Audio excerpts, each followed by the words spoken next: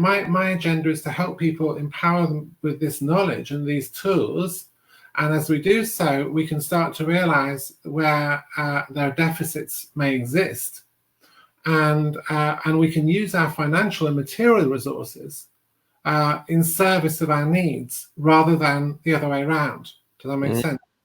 And this is the key difference. At that point, we're no longer using money addictively to substitute for poorly met need. We're actually using it to support our development consciously. And I put forward the notion that money, look, I mean, it's a technical process, but to all intents and purposes, there's a lot of money in the world. And one might say an infinite amount, but certainly there's no shortage of it. The question is, how do we get it? But what I would say is that if we can more accurately in the modern world see money as a form of energy, then we can overcome any anxiety about its scarcity. And if we can trust at the core of this our own internal psychology and our own innate needs and our own ability to get those needs met, we are in a better, more empowered position to obtain money when we need it and to spend it more wisely.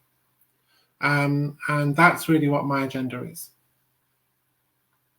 I love that. I really like how that reorientation is, instead of using money to meet your needs, you understand your needs and money supports your needs.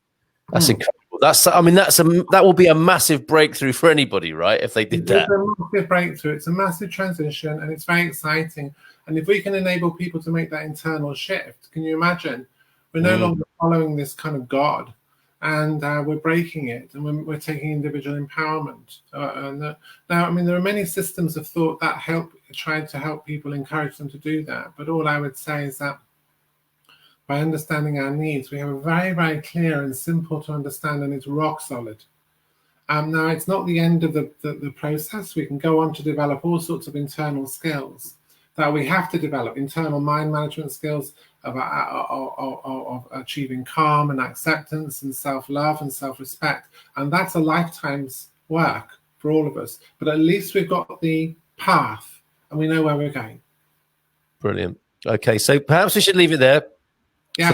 For the time being, anyway. But I think you beautifully put that scenario or distinction. It's a distinction, isn't it? It's, like which comes first, the money or the need? And I can foresee an amazing world if everything followed need rather than everything we did in the world was trying to meet our needs. Like running around like headless chickens, looking to exactly. If we started kind of quietly and majestically understanding our own and each other's needs, and they got fulfilled and satisfied, the world would be a very different place, wouldn't it? Not just would be a very different place. Yes, it would be amazing. Okay, so emotionallywealthypeople.com if you're interested in Freya's course.